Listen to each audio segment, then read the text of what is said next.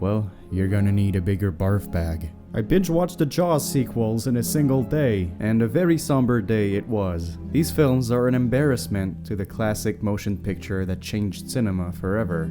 Steven Spielberg's Jaws is a timeless masterpiece, the first ever summer blockbuster flick that everybody was talking about. It's the film that, to this day, still makes people afraid of going in the water. It's a technical marvel riddled with innovative filmmaking techniques, a movie that makes you scared, that makes you laugh, and that makes you fucking sad. It brings you on this adventure that makes you feel overwhelmed with excitement. It's an adventure that inspires you. It's a pillar in the world of cinema. And, well, if Jaws is that pillar, the standard for big summer blockbusters, well then the Jaws franchise set the standard for the worst Hollywood has to offer. Horrendous sequels that should not exist. Here's a few examples.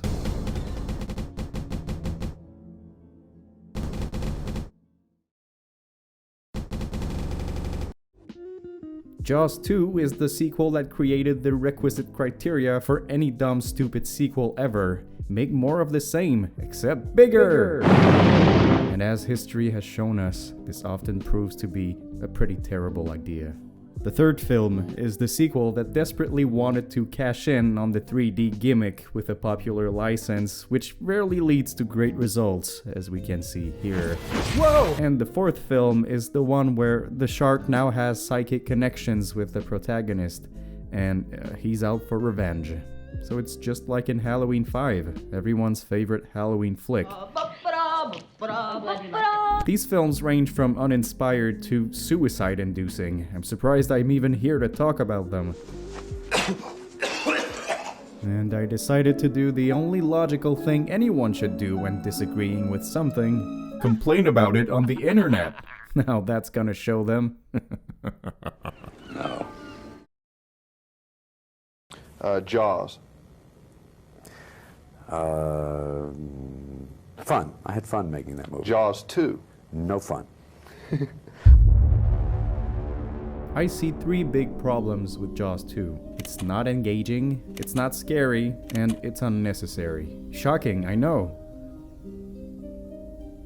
Jaws 2 is Jaws 1, except worse. In both movies, Chief Brody finds out that a shark is attacking the people of Amity Island, so he tries to close the beach down. But the corrupt mayor shrugs it off in order to make more money. But of course, that's a terrible mistake, because the body count keeps rising. So Brody decides to go on a shark hunt by himself. Well, in the first one, he's with lovable characters, but in the second one, we don't have those. He then says a couple of one-liners, and then the shark blows up.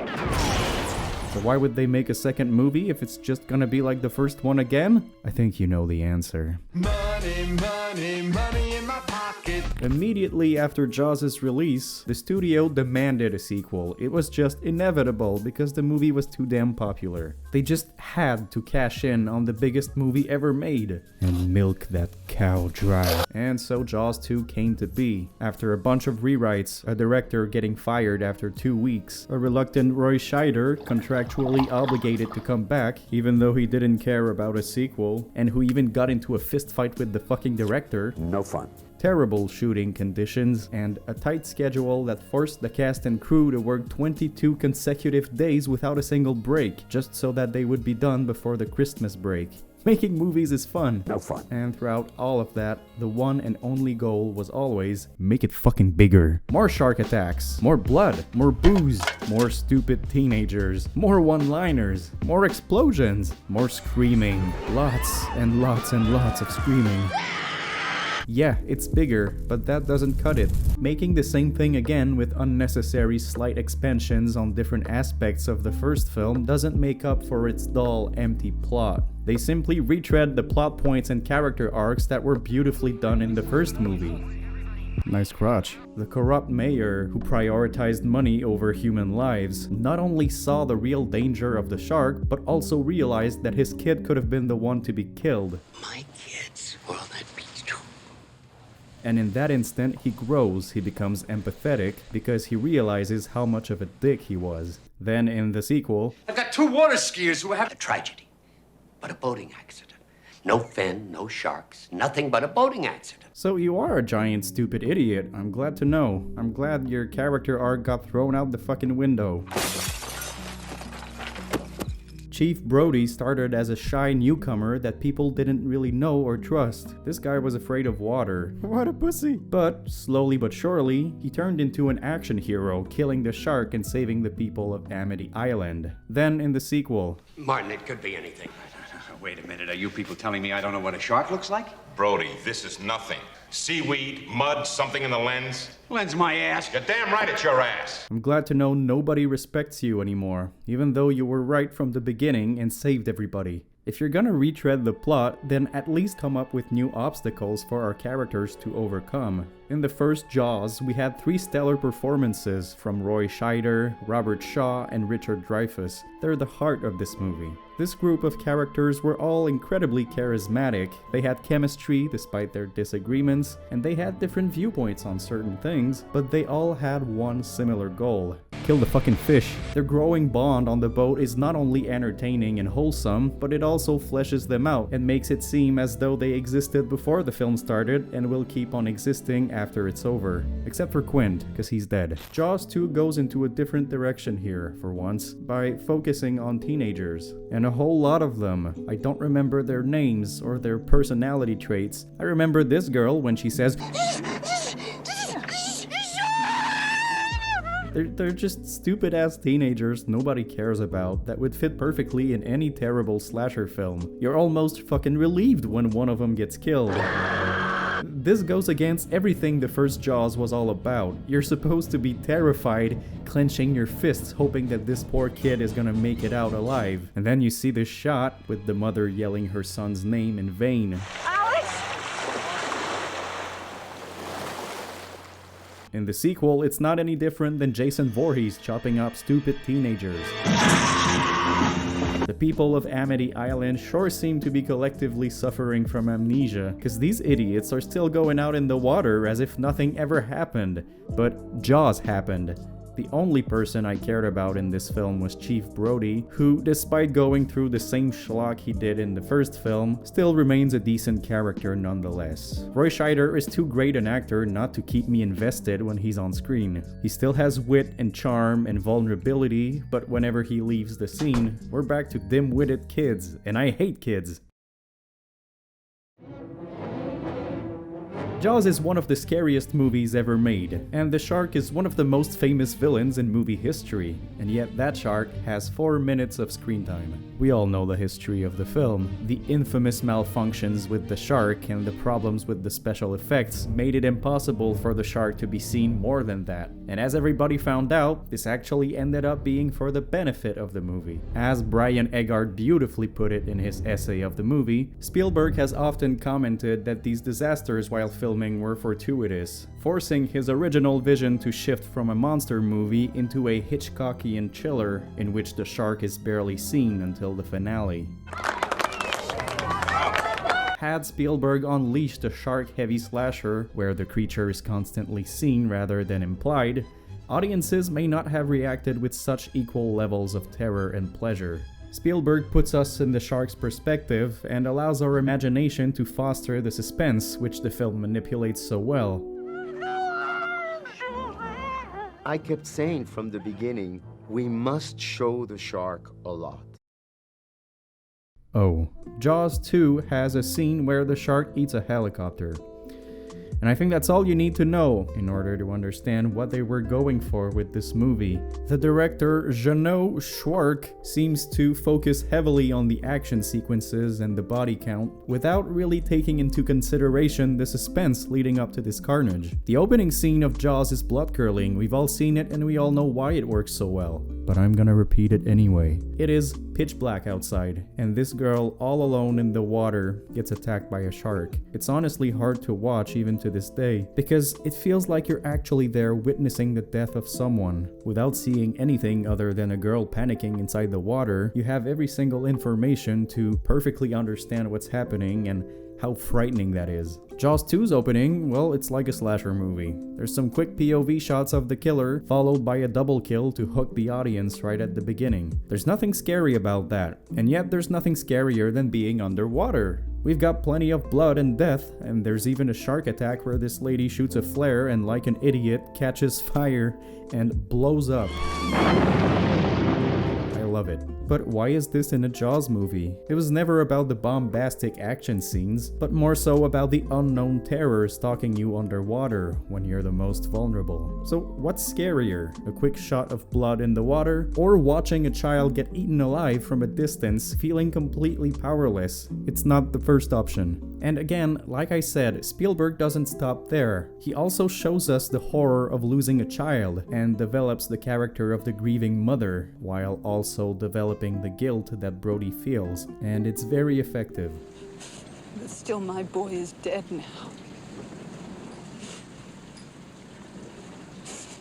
And there's nothing you can do about it. So basically, the Hitchcockian thriller became a typical monster movie with its sequel. To its core, Jaws 2 was inevitably going to be a letdown. It had no chance and proved to be exactly what everybody was expecting, a watered-down, mediocre rehash of the same. Aliens had a reason to exist, and it's unsurprisingly great because it 1. Did something different by turning a slow-paced art house sci-fi horror film into a fun action flick, and 2. By exploring more of the mythos behind the xenomorph creatures and creating an even bigger threat with the Queen. But Jaws is Jaws. It's a single contained story with no further potential, except maybe if you change the concept and do something crazy with it. We've all seen the first film, and if you haven't, you're a fucking idiot. And watching a movie in which every single plot point and story beat is repeated kinda just makes you want to watch the original movie instead. I felt very early on that we shouldn't see the shark. Wait, what? I kept saying from the beginning, we must show the shark a lot. What the fuck? The director says he expanded Roy Scheider's character, he strengthened the couple, he fleshed out the kids. Well, good for him if he's that proud of his film. I obviously could never do something like that. But I can't bitch about it though, cause I personally don't feel like anyone truly evolved. We expanded the character of Roy Scheider. I thought there was this nice obsession, you know, with the shark coming back and the... Shut your fucking face. In fact, they regressed more than anything, the mayor especially. By the end of the movie, they're no different than where they were at the start.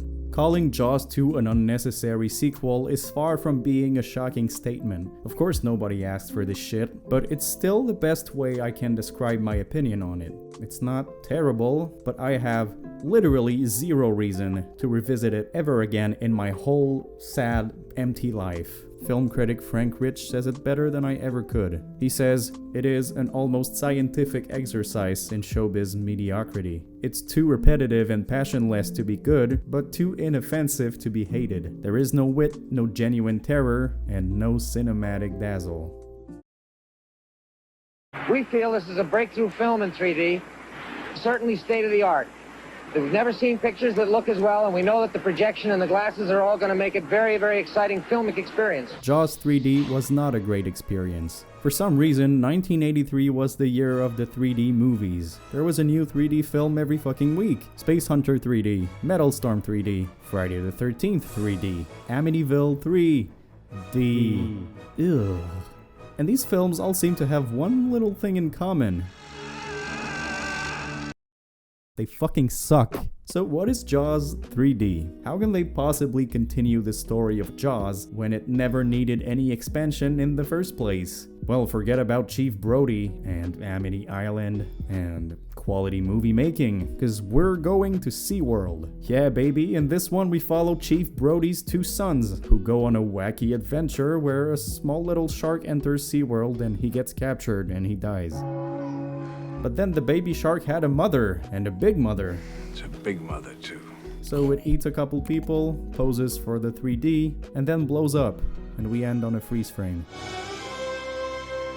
Jaws 3D is, at its core, the definition of failed potential. Failed potential of the early story ideas that were scrapped, failed potential of the 3D gimmick, and failed potential of the setting.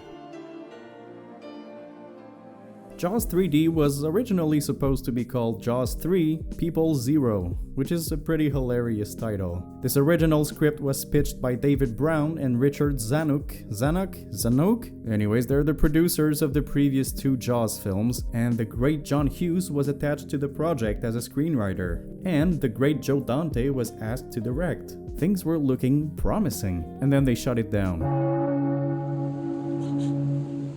At this same moment, director John Landis was to make a creature from the Black Lagoon remake in 3D. That would have been cool. So they apparently shot some test footage that looked great, and legend has it, an executive saw that and said, well, what a great idea. Let's do Jaws 3D. And Landis's answer is as follows. Our little movie was cancelled, and they made that piece of shit. This is honestly disappointing, to see so many talented people attached to a project, and so many clever, fun ideas all get thrown in the trash. Would making a parody of Jaws kill the franchise and lessen the impact of the first movie? I don't know, maybe it would, but at the very least it would be fun and creative, like people actually slightly gave a shit about it. Anyways, when they finally opted for Jaws 3D, taking advantage of the 3D boom that had been dormant since the 50s, screenwriter Richard Matheson was brought on board. Now, Richard Matheson is pretty good. He wrote many of the Twilight Zone episodes, and he also wrote the horror novel I Am Legend, which is a pretty good book, not that great of a film. No! Once more, things were looking perhaps a little bit promising, as Matheson claimed to have written a very good story, but then the script was revised, not to his liking. In fact, bringing Chief Brody's two sons into the story was forced upon him. It seems apparent that the story and characters ended up taking a back seat in favor of stupid, incomprehensible shark scenes and poorly matted 3D shots. In the end, everything turned out for the worse.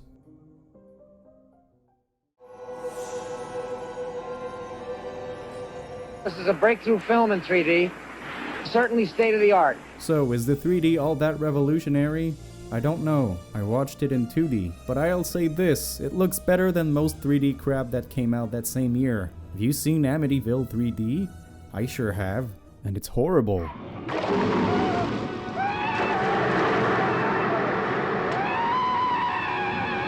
But that's kind of the problem though. Jaws 3 had already been beaten into theaters by a bunch of cheap 3D movies that looked bad, and they gave audiences headaches. So by the time Jaws 3 was released, the hype had already died down considerably. Too bad, but still, gratuitous, stupid 3D shots can be somewhat entertaining, campy fun. Unfortunately, that's not the case for this film. I don't feel like they took advantage of the silliness of a Jaws film being in 3 dimensions. I mean, what do we get? A fish head, a severed arm, an ugly yellow ship? Certainly state of the art. Go crazy with it. Find a severed head whose eye pops out, or make a fountain of blood come out of the screen. Have a close-up of the shark's jaws munching on a human with its teeth jumping at the audience with blood and guts everywhere. And instead, the gimmick is not used that often. And when it is, it sucks.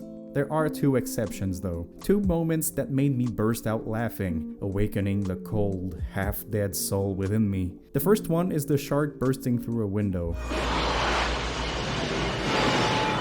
Oh my god, this is hilarious. The second one is the shark's death, for obvious reasons.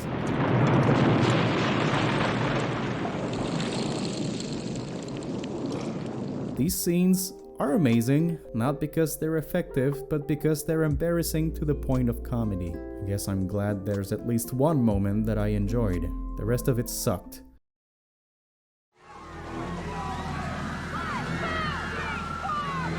So as you saw, Jaws 3 doesn't take place in Amity Island, but in SeaWorld instead. And you know what? I don't think that's such a bad idea. I view this kinda like a Jurassic Park movie, except with killer sharks. It simply sounds fun, but the story isn't fun. In the first 50 minutes, our characters try to catch a baby shark, then it immediately dies. Only an hour and 4 minutes into the film do we get to our main baddie, the mother shark.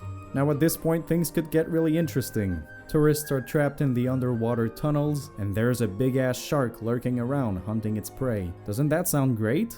Richard Matheson said he wanted the tunnel scenes to be scary, stating, "In the tunnels, you'd never be really sure where it was." This has an immense potential. Imagine a scene where people are in a dark underwater tunnel and they start seeing a distant shadow somewhere, and we know the shark is near, but we don't know when it's going to attack. Sounds pretty cool, it sounds pretty creepy, and then you watch the movie.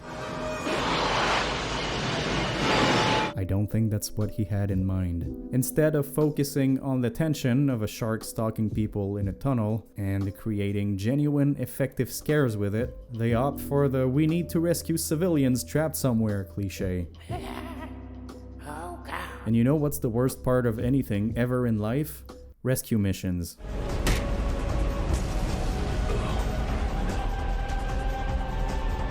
I don't care if these people drown horribly, and I would like to see them put in danger because of the giant ass 3D shark, not because of a lack of oxygen, and the rest of the park is boring as fuck too. It's SeaWorld, for God's sake. It's supposed to be an adventure. It's supposed to be larger than life. You should be awestruck, not watching this mediocre romance story while overfeeding a fish.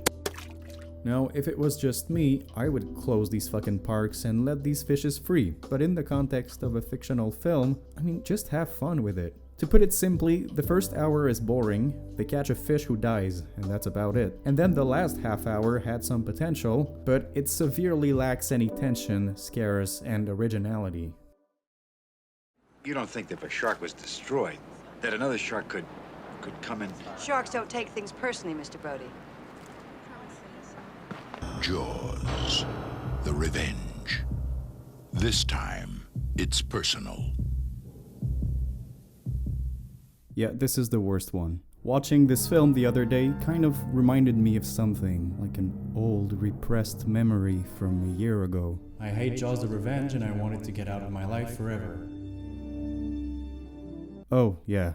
What's this one about? Well, for one, it's a Christmas movie. We meet the Brody family once more with a missing Roy Scheider, who said, quote, "Satan himself could not get me to do Jaws Part 4. And so in a lame throwaway line, they just quickly mention that he died from a heart attack. Dad died from a heart attack. He died from fear. The fear of it killed him. Or fear, I guess. Although this makes no sense. And so we focus on Chief Brody's son, Sean Brody, who dies at the beginning. And then it's about Chief Brody's depressed wife Ellen and his other kid Michael, who take a trip to the Bahamas, so they should be safe, right? But as you know, this time, it's personal. So the shark swims all the way from New England to the Bahamas to take revenge. This is not a joke. That is not a joke. And here's something else that's very funny. The shark has psychic connections with Ellen Brody. And yeah, so she goes after him, and you guessed it, it ends with the shark blowing up. Big surprise there. I see three big problems with Jaws the Revenge. It's depressing, it's stupid, and it's boring. Everything that follows can't help but be a pale reflection of the original impact. No matter what you do, it's only a second pale nothing compared to the original. At the risk of repeating myself, Jaws is a roller coaster of emotions. At the forefront, it's a horror movie, with a monster picking out teenagers one by one, and yet you don't come out of it feeling miserable. Despite the child dying, the mother in painful grief, the panic everyone feels, those things are all scary and effective, but they don't dictate the overall tone of the film. In many ways, Jaws has plenty of joyful moments. Watch this scene. In good Spielberg fashion, there's a sense of wonder, of adventure, like you're going on a journey with the characters, and you're experiencing their wins and their losses. Most importantly, our main character grows and evolves, going from a little wimp with coke on his nose to the badass hero like I mentioned earlier. And so despite the horrible events and the many scares, once the son of a bitch gets blown up, it's a moment of joy, of celebration. They did it. Jaws the Revenge takes another approach. They thought, let's make a horribly depressing family drama. Yes. Ellen Brody is sobbing her way through this film. Her son keeps fighting with her and fighting with his girlfriend. And there's never any scene of joy, both for the characters and for the audience. The only exception here is Michael Caine, who phoned it in for an easy paycheck, which in turn, due to the delay of the shoot, made it impossible for him to accept his Oscar, because he was too busy shooting Jaws: The Fucking Revenge. Michael Caine and Hannah and her sister. I know how much it would mean to him to be here, and having worked with him, I know how much he deserved it. Anyways, he was fun once in a while, but this doesn't change the fact that I was miserable the whole time. If I'm watching Michael Haneke's Amour, then yeah, I expect to be sobbing like a little bitch and being emotionally scarred for life. But the Jaws films though they all have their drama, are still supposed to be fun blockbuster movies. That's the whole point. And this is one of the big mistakes of this fourth entry. It's a melodramatic soap opera that happens to feature a shark at the end.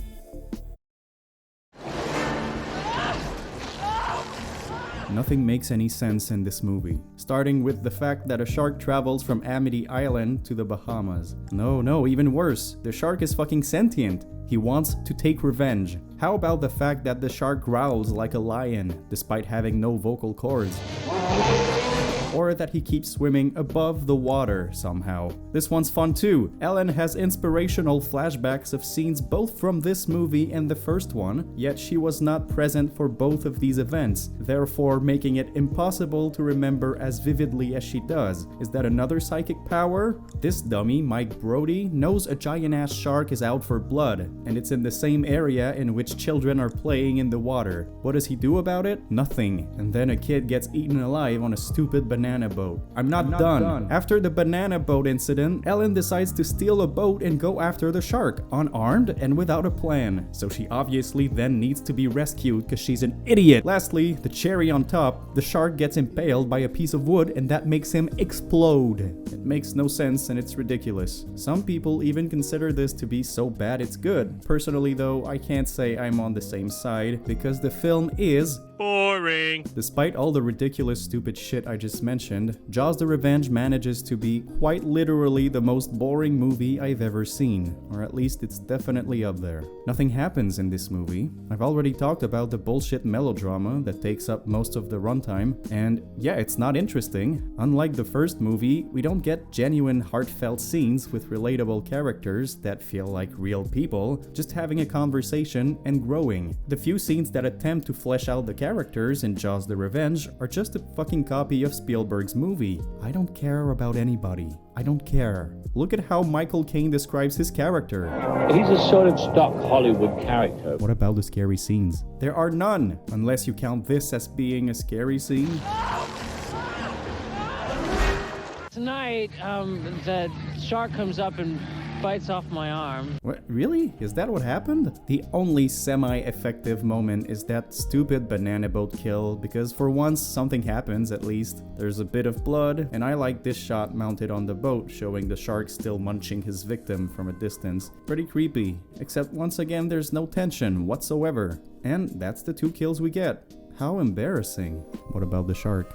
The shark sucks. I hate it. Look at his big reveal. Wow, there it is, going to the Bahamas. How scary. It's frightening. But what really takes the cake are those dreadful dream sequences. Fuck you, movie. The only moments where slight enjoyment can occur are when Ellen starts having her psychic telekinesis connections with the shark, which, yes, is pretty funny. But that's not enough. This is an utter waste of time that ruins every character. Why would Chief Brody die out of the fear of sharks? He killed 2 of them, he's pretty good at it. Ellen went from a strong, funny, charming, and lovable character to this sobbing, paranoid mess of a person with psychic powers now. It really ruins Bruce the Shark too, who simply becomes a parody of himself. The Jaws of the Bahamas. Seriously? There was one dissenting voice that said ahead of time, this is not going to work. This is too silly. And silly it was. I don't think I'm gonna watch these movies ever again in my life, especially Jaws: The Revenge. Hopefully these films will go down in history as a fever dream that never actually happened. Till next time, keep watching horror movies, except the Jaws sequels. It's good for your health. Bye bye.